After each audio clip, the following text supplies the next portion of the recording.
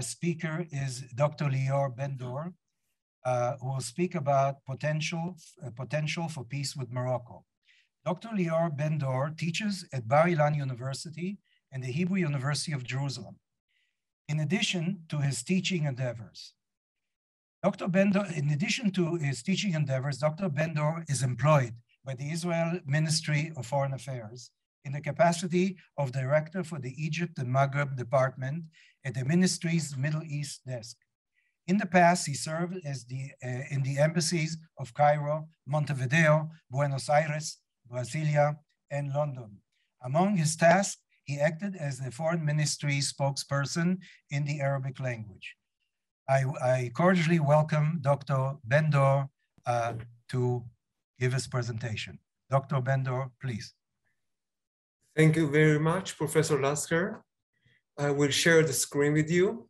And in the meantime, I will tell you that it's an honor for me to participate in this conference organized by the Western Galilee Academy, or college, sorry. So I believe that now you can see my presentation. Yes, we can. Good. So as was just said before, the headline of my presentation is exploring the potentiality of relations between Israel and Morocco. My presentation will not even be on contemporary history, it will be on very fresh events and developments. I will be referring mainly to what has happened in the last 9 months since we established the official relations with Morocco. As you may well remember, it started 9 months ago on the 22nd of December last year with the joint declaration, trilateral joint declaration of Israel, Morocco, and the United States. It's very important to underline here Excuse me, Dr. Ben-Dor, can you expand your matzeget so it'll be larger? Yes, yes. Larger? Yes, I think it's done here. Let's see. Yes, right, like this, right? Okay, very good. So let me underline 2 important phrases appearing in this joint declaration. The 2 sides, Israel and Morocco, decided to establish full diplomatic, peaceful and friendly relations, and also to reopen the liaison offices in Rabat and Tel Aviv.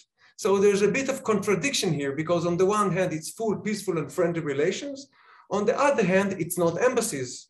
It's only liaison offices, as was during 6 years between 1994 and 2000. As you remember, in 2000, they cut the relations with Israel in the aftermath or because of the Second Intifada.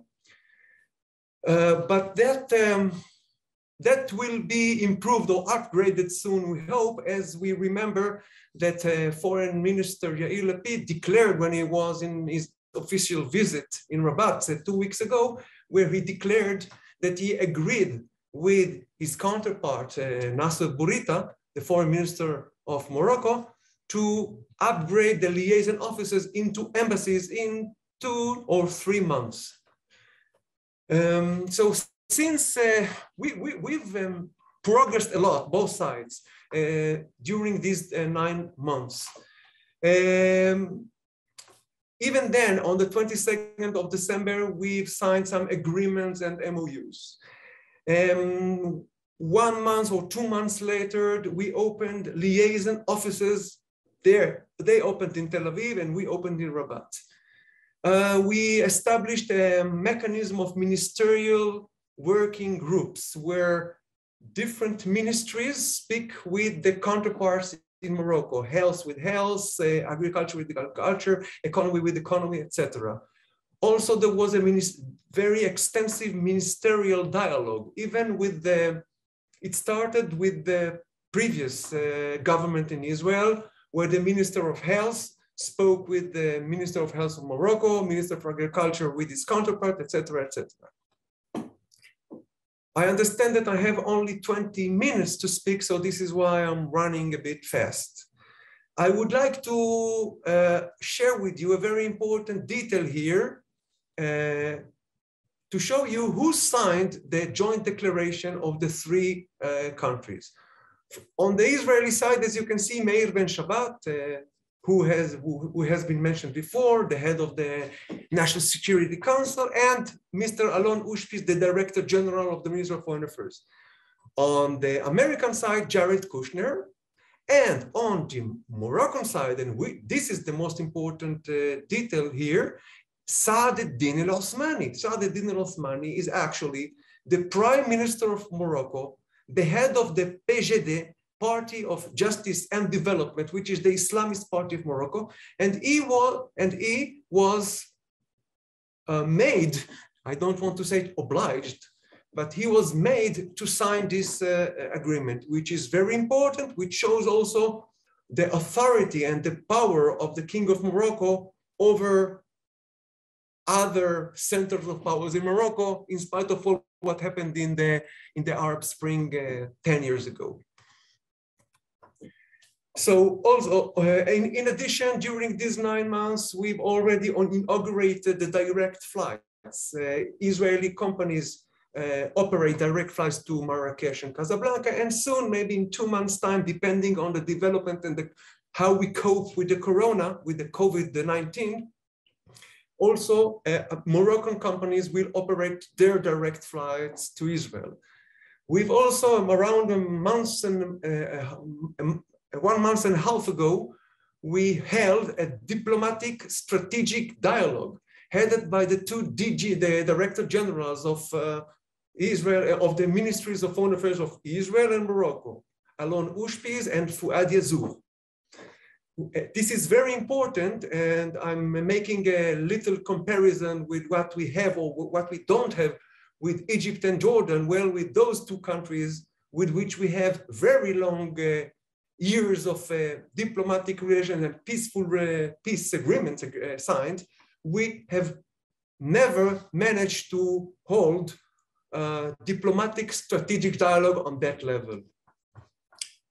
Also, as we remember, as already was mentioned, Foreign Minister Yair Lapid made this visit, official historical visit to Morocco.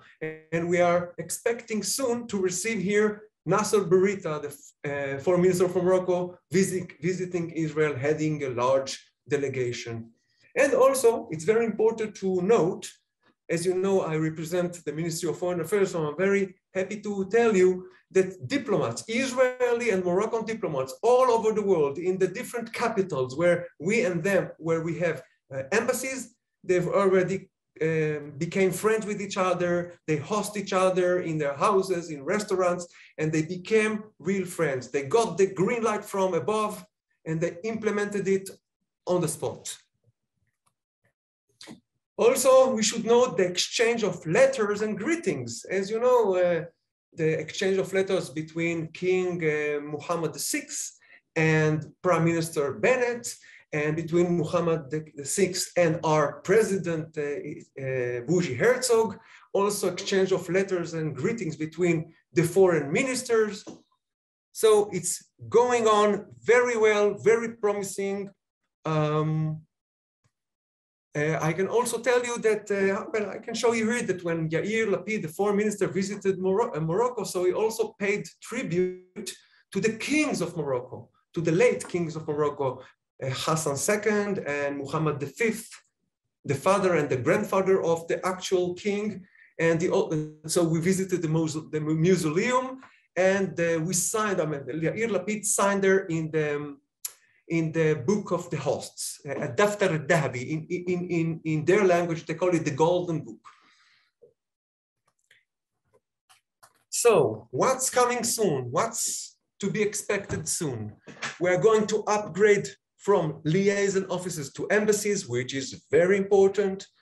We are going to receive the official delegation headed by Foreign Minister Bourita, and we are going to witness the operation of Royal Air Maroc flights from Morocco to Israel. We are going to witness ministerial visits, reciprocal ministerial visits from ministers from Israel going to Morocco, ministers from Morocco coming to Israel. It will really enhance and give a big push to cooperation, tangible cooperation between the two countries. We are speaking, very important issue is the people-to-people projects.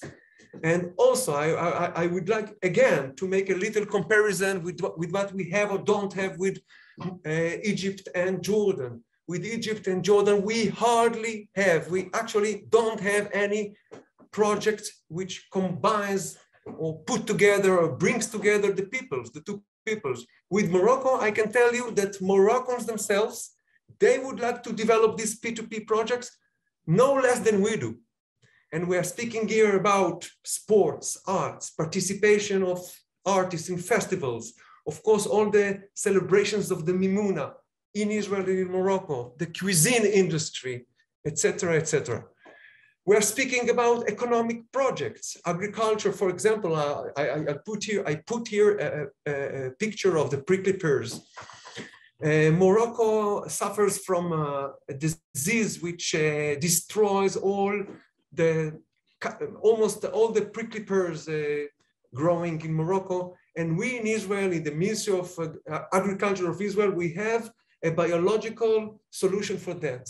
Soon we are going to implement it, we are going to sit together, and we are going to bring solution to this disease. We're speaking about a great potentiality of cooperation in water management, investments, tourism. Of course, I put here the picture of the Moroccan Minister of Tourism, Nadia Fatah Al-Alawi. She's very positive. She estimates that she knows very well that even before the establishment of the official relations, there were about 50,000, 60,000 Israelis who were received as tourists with Israeli passports and with Moroccan visas on their Israeli passports every year in Morocco. She expects that now, after the Corona issue will be behind us, that they will receive around 200,000 Israelis every year in Morocco, and maybe even more. We're speaking about, also there is a great potentiality of receiving a lot of tourists from Morocco in Israel. It's a population of 38 million people, and at least 2 million of them travel every year to different destinations around the world. So there's a potential here. We're speaking about possible cooperation in HLS, homeland security, yes, all the facilities and the accessories and all the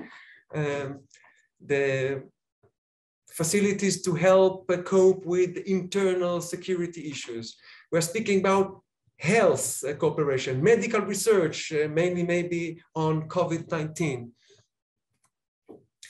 So we certainly and clearly, we are having here a common cause. We share the desire to establish and strengthen peace and stability in the region. We don't have scars or traumas from the past as we do with other Arab countries who participated directly in wars against Israel in the past.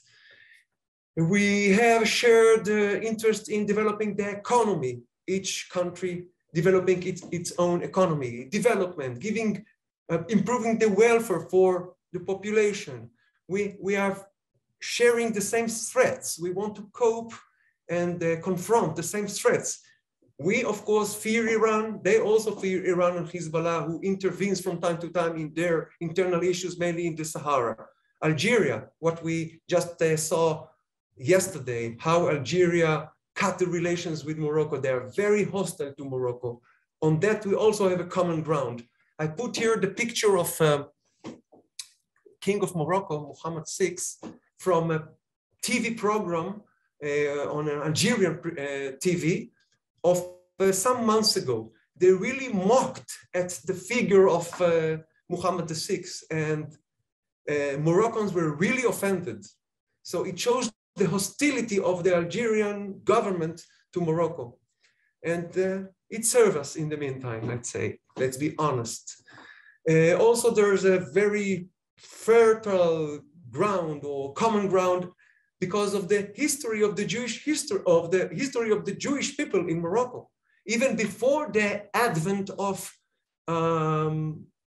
Arabism or pan-Arabism or even the Islam even in the 7th century, as we remember, in Morocco, to Morocco. Even before Islam came to Morocco, there was harmony, coexistence between Jews and non-Jews on Moroccan soil. And I'm saying non-Jews because of the various and multifacetical definitions or ethnical definitions of the Moroccans, certainly before the advent of Arabism and Islam to Morocco. I'm speaking mainly about their Amazigh definition, ethnical definition. Also, the Moroccan Sahara is a common ground where we can do some business. As we know, the American administration recognized the Moroccan sovereignty over this piece of land, the Sahara. I mean, let's bear in mind that the international community still calls it the Western Sahara, but the Moroccans just call it Sahara or Moroccan Sahara. So I put in Moroccan Sahara, but of course, you know it maybe as the Western Sahara. Challenges, it's not that we lack challenges. There's the internal opposition in Morocco. We saw it, for example, during the operation of Guardians of the Wall, Shomer HaChomot. There were some demonstrations here and there in some places in Morocco. They hosted, I put here the picture of Ismail Haniyeh, who was hosted in Morocco several days after the end of this operation Guardian of the Walls. He was hosted by the prime minister, this Islamist prime minister, Saad-Eddin al-Osmani. Of course, it was done because with the approval of the king, but of course they made it clear to everyone that they hosted him. I mean, that Saad-Eddin al-Osmani hosted him not as the prime minister, but as the head of the PJD, Party of the Justice and Development. But somehow the Moroccans know how to balance between the two sides. But if we analyze it to our favor, we can say that Ismail Haniyeh, by visiting Morocco immediately after the Guardian of the Walls, he actually gave a clear green light to the government of Morocco to continue the peace with Israel as they wish. So it's not that bad. It's not just, I mean, this visit of Haniyeh to Morocco doesn't have only negative consequences. Algeria, of course, also is a challenge, but we can use it to our favor as a benefit, as a point of connection. And of course, there's always the Arab and Muslim pressure on Morocco. I mean, we can guess that there are some Arab and Muslim countries who would like to somehow to seize the opportunity and to put the pressure to Morocco to retreat or to go back and to cancel all these peace agreements with Israel. But until now, we can see that the Moroccan government and king, of course, and the king himself, they are very determined to go on with this peace, to benefit as much as they can from this peace with Israel, for the benefit of Morocco, for the benefit of the entire region. Thank you very much again.